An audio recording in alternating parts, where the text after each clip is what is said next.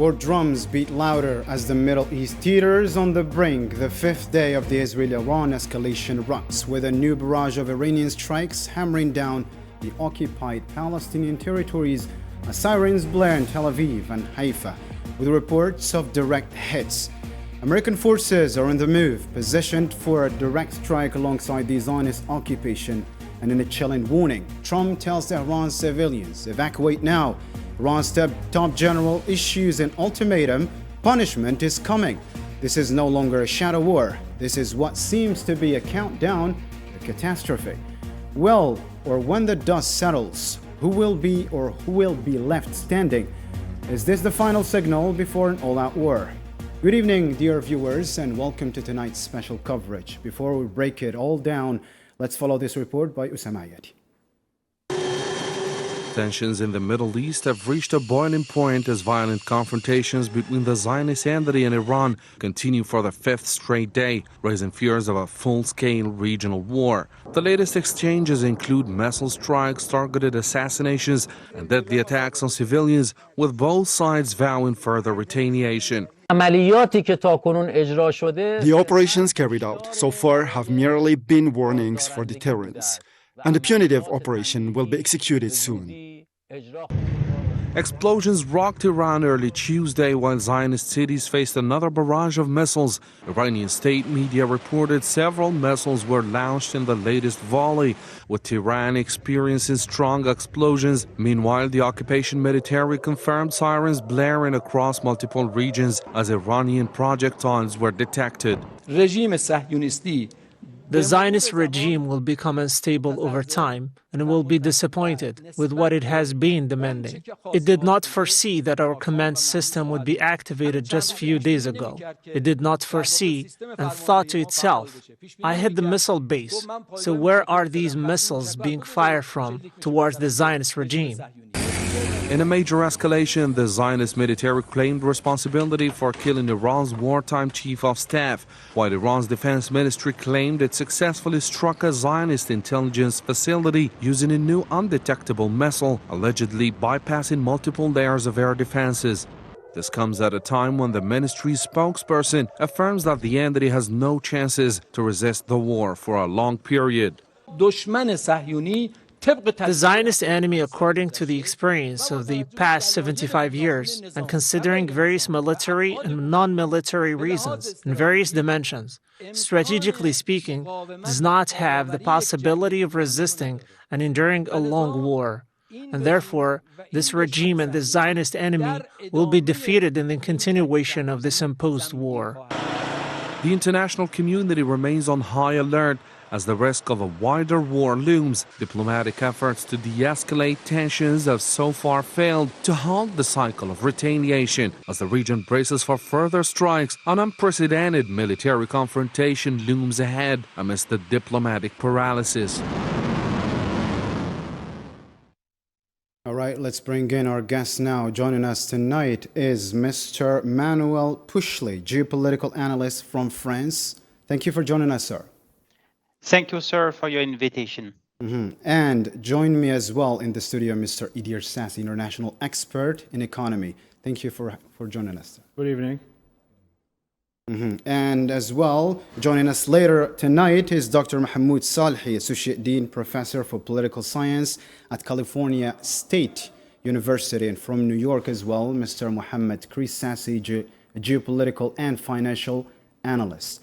Okay, sir, let's start with you, Mr. Pushley. I mean, with the launch of its new wave of missiles in the operation, or in its operation against the Zionist entity, how Iran is demonstrating the growing precision and reach of its domestic missile technology against foreign military threats? Yes, of course. Today, Iran, they have the latest technology in missile, intercontinental missiles, which is able to overwhelm the Iron Dome, of course. But you have to take also into account that you have not only the Iron Dome to protect the Israeli territory, you have also American technology with latest technologies. So that's why when you do this combine of weapons, it could be difficult to work together. So that's why Iran is able to strike in the deepness the Israeli territory. So that's very important to take that into account. I think a few years ago, the Iranian regime also could strike in the Israeli territory, with the help of missiles arriving from Lebanon or rockets, and also from Syria. So I think that today maybe the Israeli technology shows its own limits, and of course, for the Israeli population, it could be difficult to manage. I mean, the goal is to threat this population, and if they are scared, this is the goal reached by the Iranian regime or military personnel, of course. Let me turn to you, Mr. Idirsasi, with both sides now employing advanced weapons like undetectable missiles and targeted assassination of Iranian leaders by the Zionist occupation. I mean, how the latter, the Zionist occupation in Iran already crossed the threshold from controlled strikes in such, let's say, a tense environment into uncontrolled warfare. You mean by Iranian? Both sides. Both sides. The way that the strikes start, we saw that the U.S. administration was like surprised. And it was like own initiative of the Israel force. We saw also Donald Trump saying that they are hoping and they are still working on any diplomatic way to solve it. At this time, at this hour, they are still hoping to get it from the diplomatic solution. But anyway, the fact that the strike started. Now we saw about the maybe capacities. I'm not expert on weapons, and although I cannot say who is going to win this war, but at least we will see a final. What are the options after this strike? Is it a medium-term or short-term strike, or is it a long-term strike like Russia and Ukraine? Because all those considerations, they will impact us as a country, but from the economic side, of course, which is my personal interest. It's going to be maybe a medium if both forces, they will still keep doing it by their own capacities, even if we know that there is a support in terms of intelligence and technology from the US to Israel. But until today, there is no direct implication of the US forces in this conflict. Maybe if they will continue by their own possibilities, the issue will stay, maybe a month. We cannot expect anymore, but maybe a month. And the capacities of Iran are, let's say, limited if we will compare it with the support that Israel will have from the West. Even we saw certain declaration from China. Do you think that Iran is showing that its military capabilities are limited? Is it kind of a tactic? It is, because they have missiles. I heard I saw some articles and some experts talking about it, that there is a weak in terms of air protection from Iran. Defense, and the Israeli capacities are free to fly in the air of Iran, which is a very sensitive point. But until today, some experts, they are saying that the missiles of Iran are using the old one just to sow and to target the capacities of Israel until they will start on a second level, when they will use more sophisticated weapons. We don't know. And if again they will keep on their own capacities, it will be a medium. If USA will be there or allies will be there, because Iran will maybe start a certain operation against GCCs and other countries. We will see maybe other allies of Iran. They will be involved. Not sure, of course, but at this level, the war is still under both, let's say, similar capacities. Even if in terms of technology, we know that Israel is supported by US, which US, they have a superiority, large superiority. To follow up on your answer, let me turn to Mr. Pushley. Mr. Pushley, Iran says its new missile, as you talked earlier about the Iron Dome. I mean, Iran says its new missile penetrated the Zionists' Iron Dome, while the occupation military insists its defenses remain intact.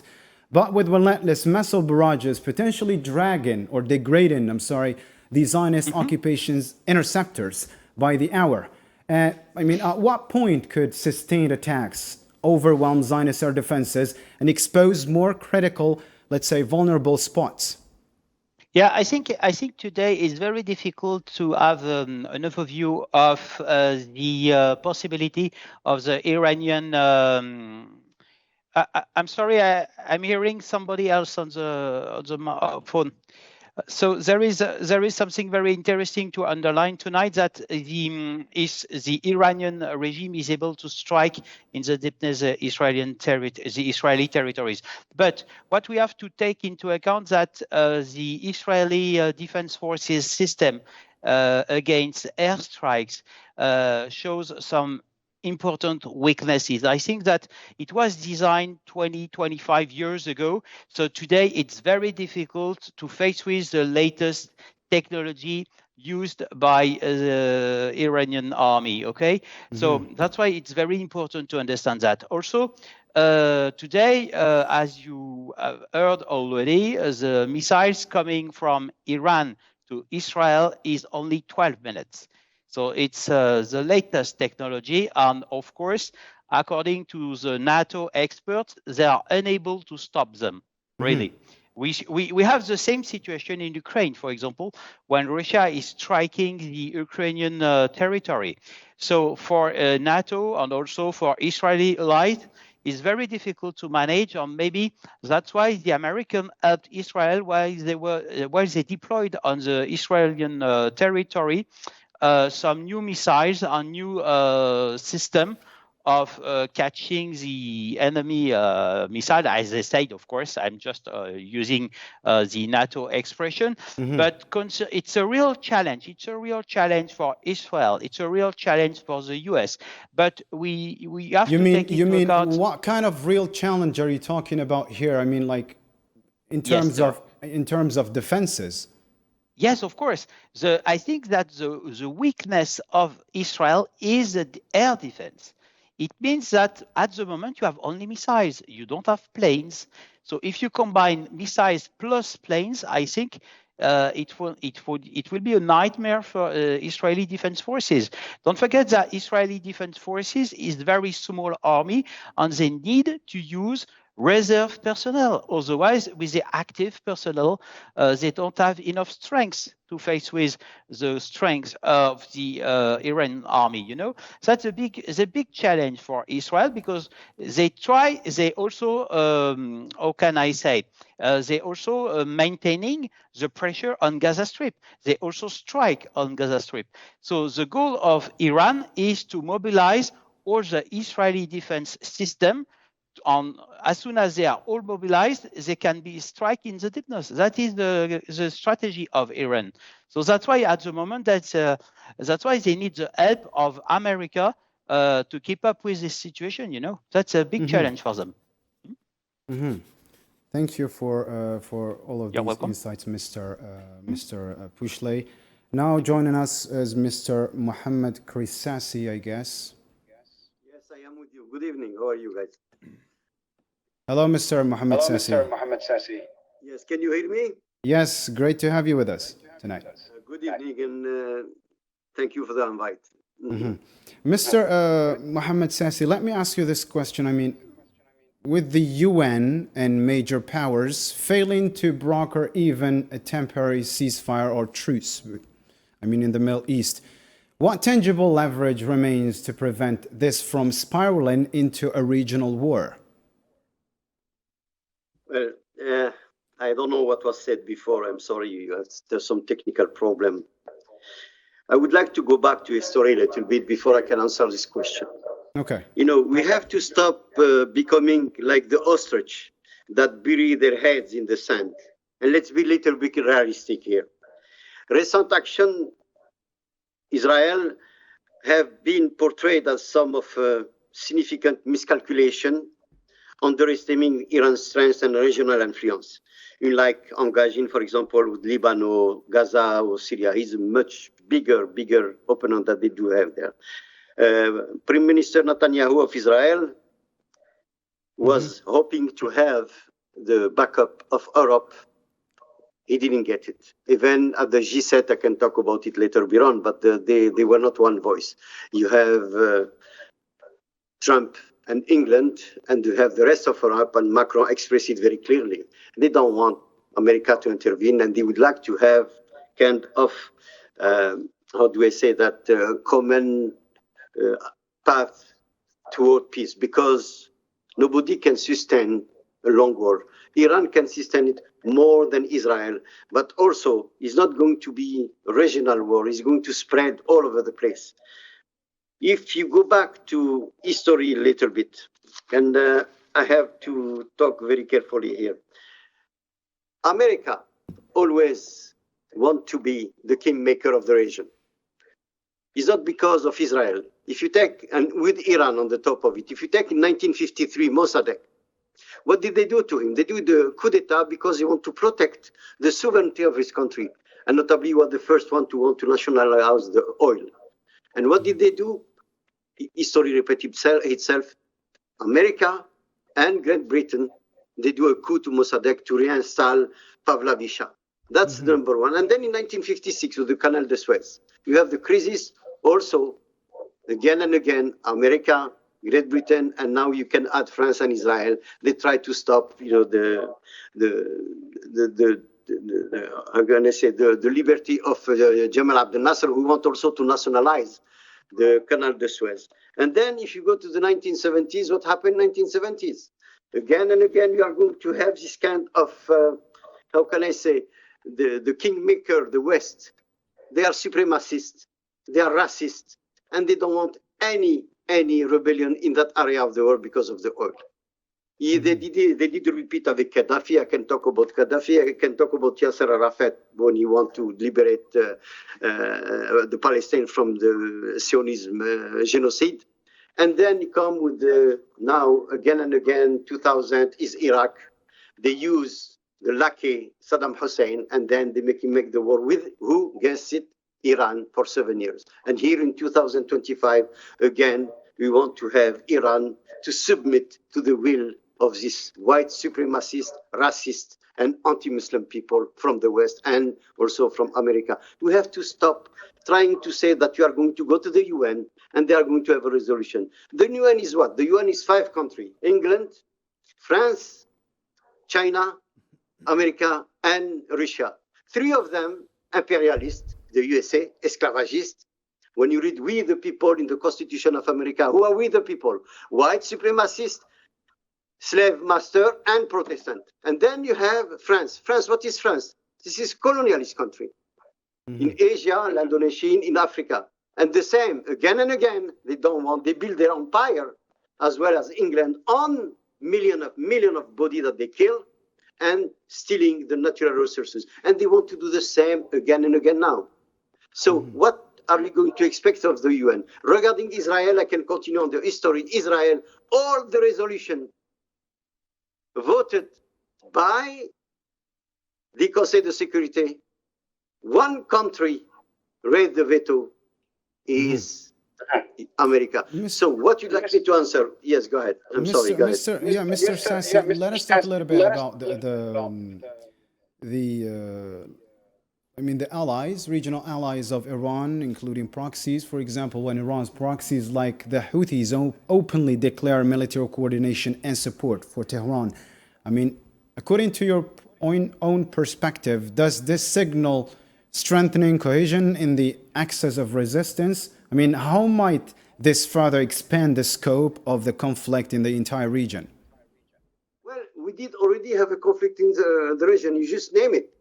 You said that Iran was using proxy. They said, I'm sorry, using proxy in South Lebanon with the Hamas and Hezbollah. What happened to the Hamas? Israel were there. Is Hamas destruct? No, they're still there. What happened to Hezbollah? Hezbollah, they're still there, and they're in South Lebanon. What happened to the Houthis? And all of them, they are fighting with Iran. Not because they are the proxy of the Iran, because they know they will be the next one. And now it's not finished. We talk about this small country like small party like Hamas, Hezbollah. What about Russia? What about China? Why don't we talk about Russia and China? They have a contract for more than 20 years. They have treaty. The one with China is the treaty, economical treaty, and also to protect their source of energy, which is Iran for 60%. We have Russia. Russia, we have the treaty of economical treaty, but also military treaty. Don't forget that Ukraine today, the drone that are hitting Ukraine, they are made in Iran. And Russia have the military treaty. And I'm sure now with all Russia, China, Pakistan, they are all in the region. Why? Because the Sixth Fleet and the Nimitz is there also. Yes, you're right. They have kind of alliance and is going to come again and again. If Trump thinks that he can be the kingmaker, Trump is only 5% of the population of the world. China and India is 2/3, and you have Russia. Don't you think that China is going to say quietly when you have the Sixth Fleet there and they know what they are going to do to their source of energy? They are going to remind to, and they did already by the way of the back channel of diplomacy to the Americans, say, look, yes, you want to defend Israel, is a self right of defense, but here is not self right of defense, it's self right of aggression, and you are supporting it. That's what China said last week.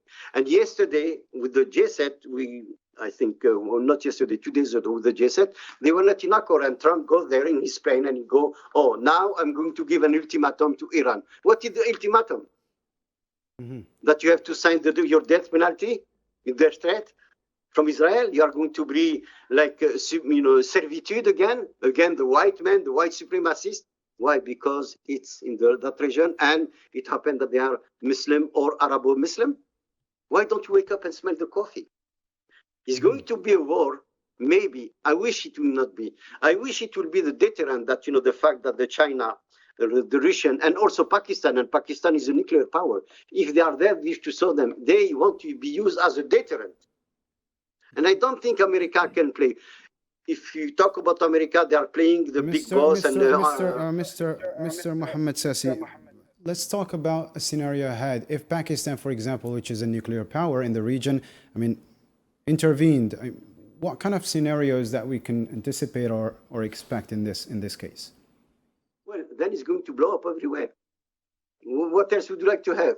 You have a small country of 5 million people, let's say 10 million altogether, which is Israel. You have 500 million around it, and again, we support the aggressor, and we say they have the right to self-defend. Pakistan is the brotherhood.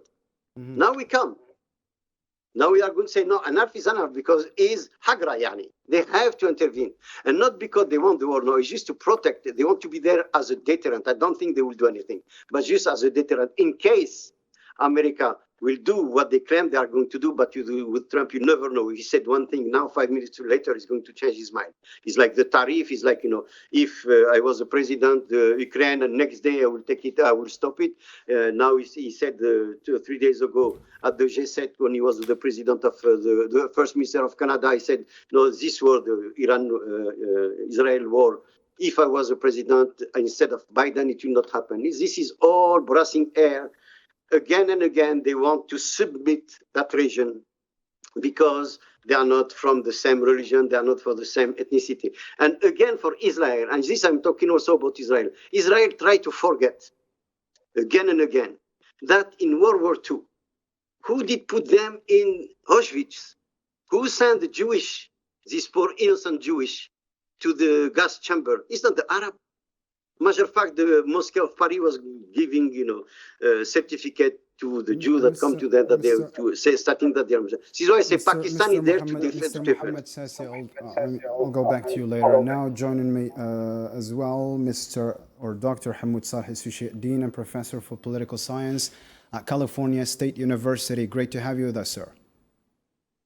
Thank you, Mohammed, for the invitation. Always a pleasure being with Dr. Sassi and the audience. Pleasure is reciprocated, sir. Mr. Hamoud Salhi, we're talking about tensions in the region here. I mean, with over 1,600 settlers displaced from strategic locations inside the occupied Palestinian territories, how does Iran's strikes recalibrate the deterrence equation in its favor? I see that you have two questions, and I'm trying to connect them. You're talking about the settlers coming to the West Bank, Gaza, the whole issue of settlements, and then Israel getting back the deterrence. Is that what it is, Mohammed? The question is about the occupied Palestinian territories. I mean, Iran struck or has struck deep inside the occupied Palestinian territories, including Tel Aviv, including Haifa, with over now, as I told you, 1,600 settlers displaced from these strategic locations. I mean, how does Iran's strikes recalibrate the deterrence equation in its favor?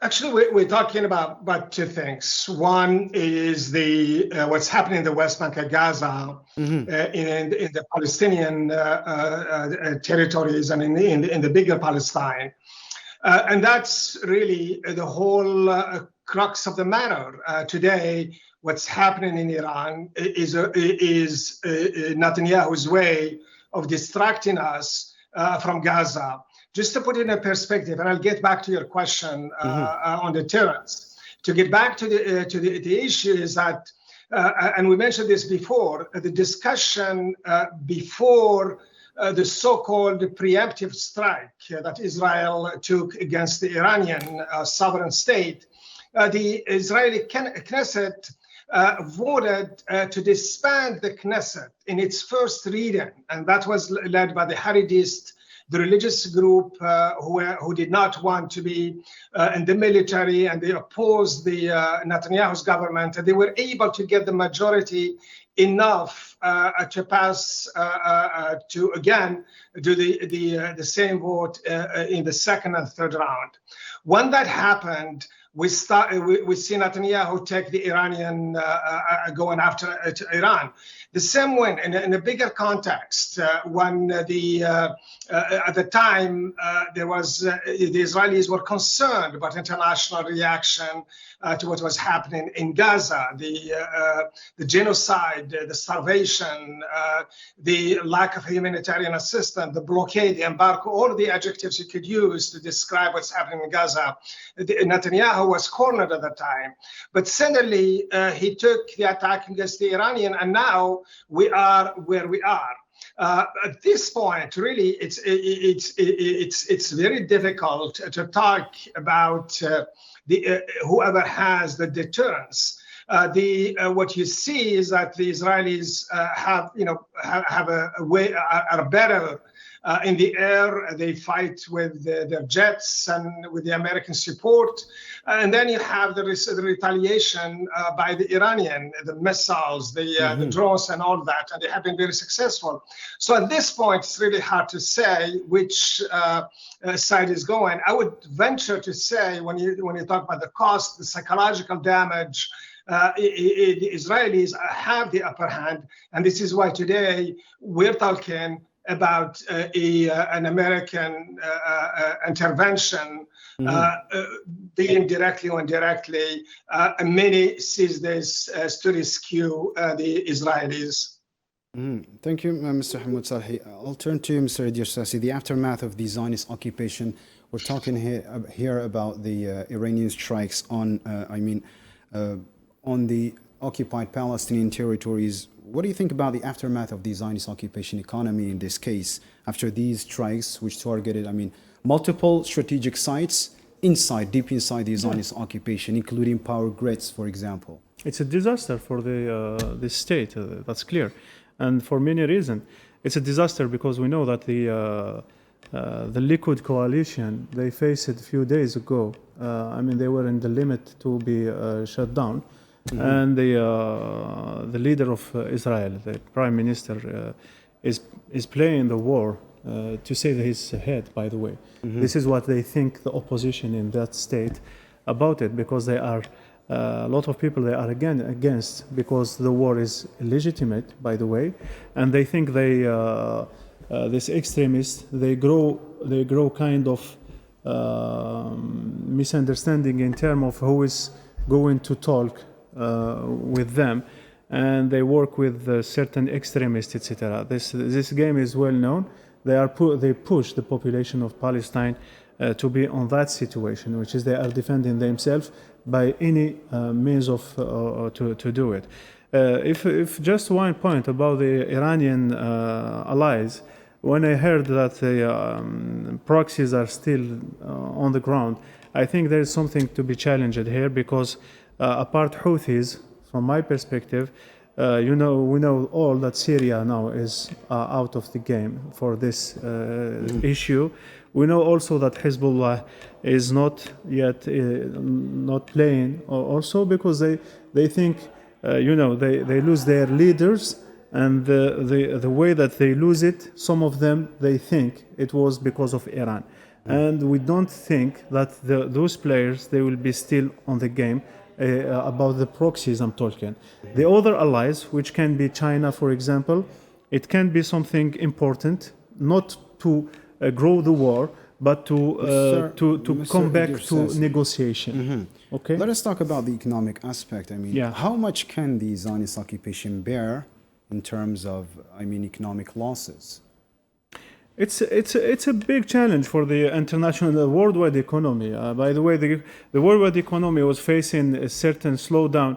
We know 2 years ago they are going into slowdowns, and the U.S. administration, they went to this new rules about the customs hiring prices, and this created a lot of troubles.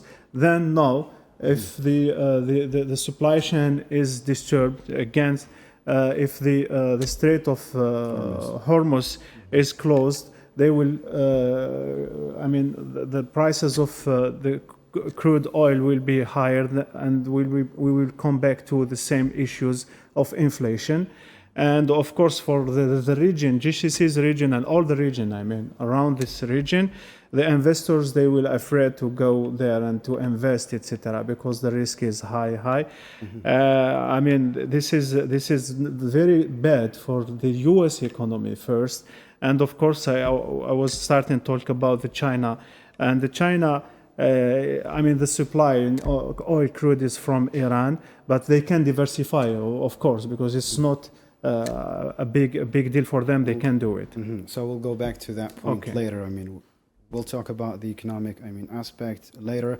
Mr. Pushley, speaking of the United States, with the Pentagon now deploying advanced fighter jets like the F-35s and strategic bombers to the region, raising the alert level of U.S. forces stationed at military bases across the region as well. Is this primarily meant to deter further escalation, or does it signal concrete preparations for potential U.S. airstrikes should the conflict expand?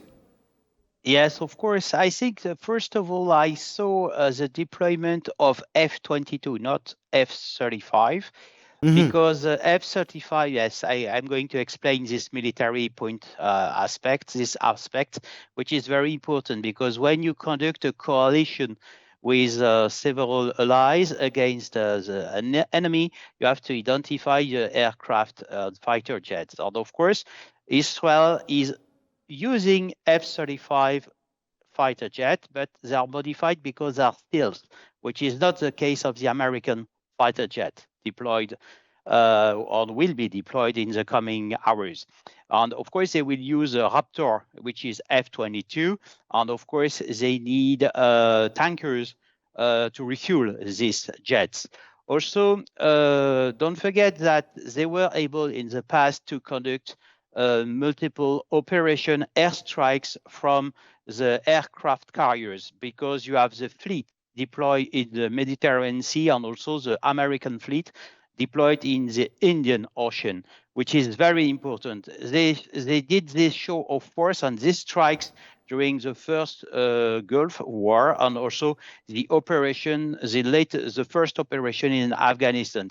The goal is for the USA to show that the aircraft carrier is arm of their diplomacy. This is what they say during Nixon area, and it's still today.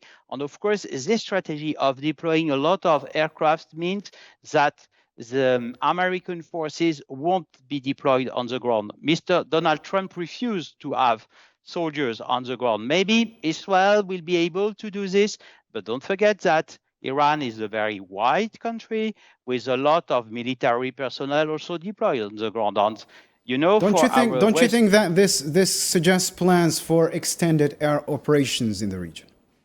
Yes, of course, it could be, but I think it's a show of force first to show to the Iranian regime, be careful, we are able to strike, and we are the most important forces in the area. So please be careful.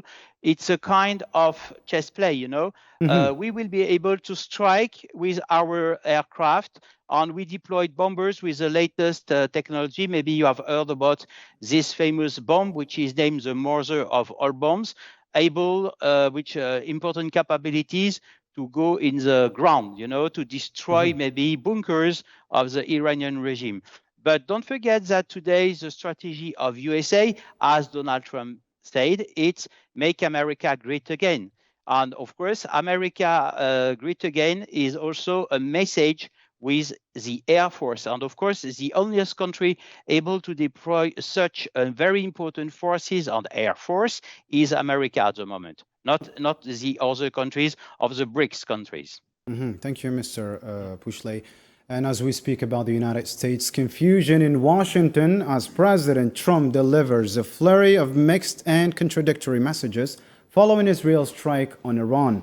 From promises of peace to warnings of war, his shifting tone is raising questions about America's true intentions and whether Trump is staying true to his non-interventionist stance or quietly edging toward escalation. Our report looks at the signals and the stakes by Marwa Blauer. Ever since taking office in 1996, Benjamin Netanyahu has portrayed Iran as Israel's top enemy, relentlessly lobbying every U.S. administration to take action against Tehran. Long before the invasion of Iraq, Israeli leaders pushed for deeper U.S. involvement in the Middle East. But the costly wars in Afghanistan and Iraq triggered a backlash in Washington, giving rise to a new era of restraint. Enter Donald Trump, the champion of modern American isolationism. The president has repeatedly boasted that he's the only recent U.S. leader who didn't start a war, but that image is now put at a test. Within hours, he first floated the idea of a peace agreement between Iran and Israel, only to abruptly reverse course, warning civilians in Tehran to flee for their lives.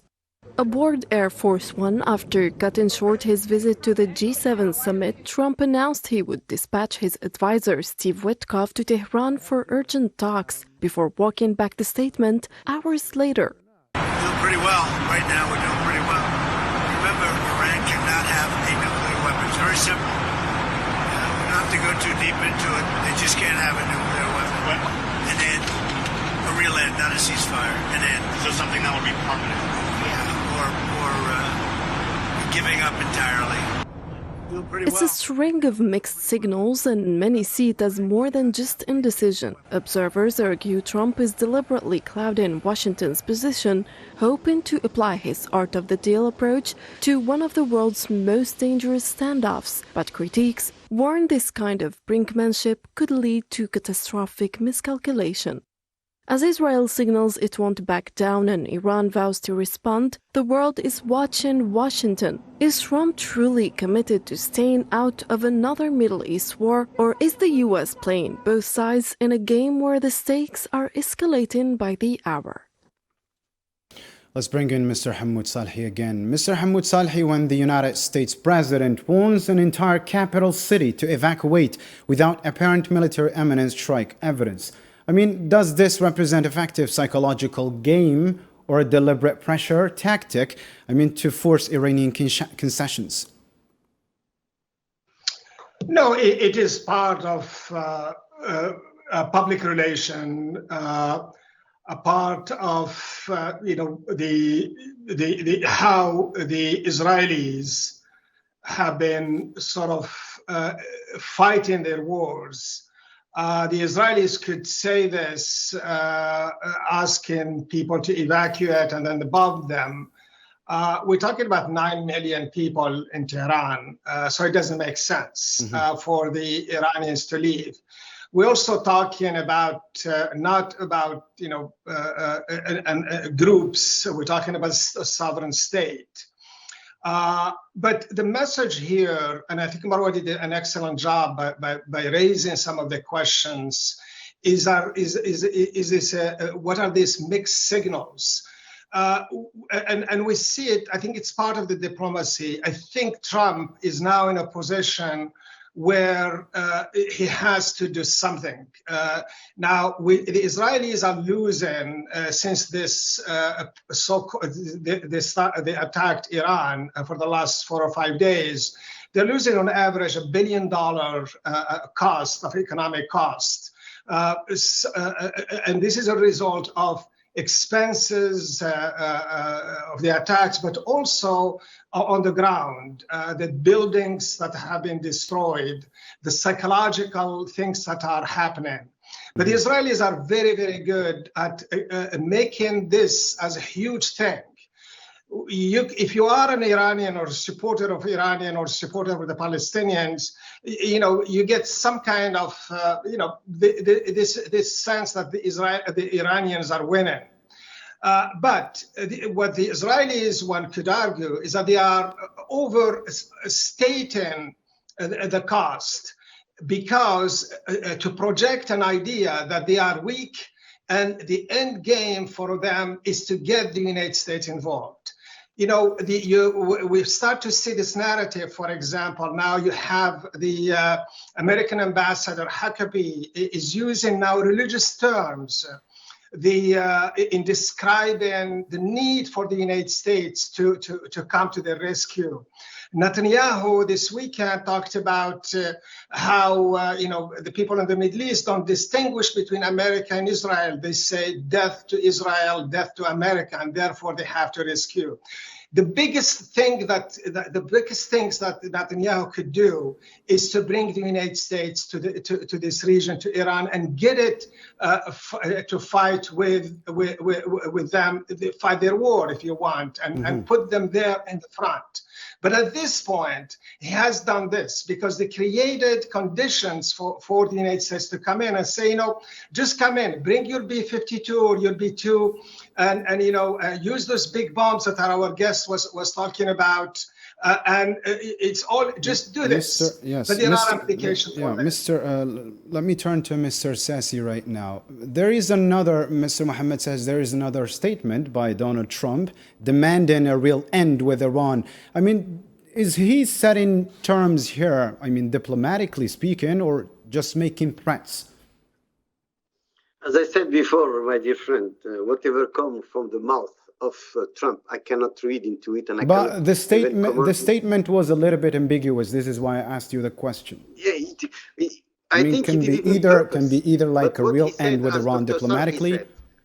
He said he want not only to Iran not having the nuclear power. Even if it's a bomb, I'm not going to be technical, but 3.6 enrichment. But now he doesn't want it at all. That's number one. Then now what he's doing, he said, he's one Netanyahu saying, we know where your president is. He wants to do what he did what America did in Central America. Iran is not Central America. And the other thing is now he wants the capitulation of Iran. That was the declaration that he did when he was on the plane coming back from the G7 meeting. And he come back, he left one day before to discuss this with his cabinet. what you'd like me to do? I cannot understand what he's saying, and each and every time I try to understanding. By the way, I try to find this, just the way, what thinking or the logic behind it. I find it that is something like phantasmagoric in his head, and he's going to change it. Why is he asking for capitulation now? I will join one word that Dr. Sarhi said. Israel did the dirty work for Trump, hoping that he will intervene. Now I'm not so sure that Trump is going to do it, because you have, as I said before, Russia, China, Pakistan, they are in the region. It's not just to be watching, doing nothing. That's number one. Number two, in America, when the body bag will be coming, I don't think Trump can ignore that.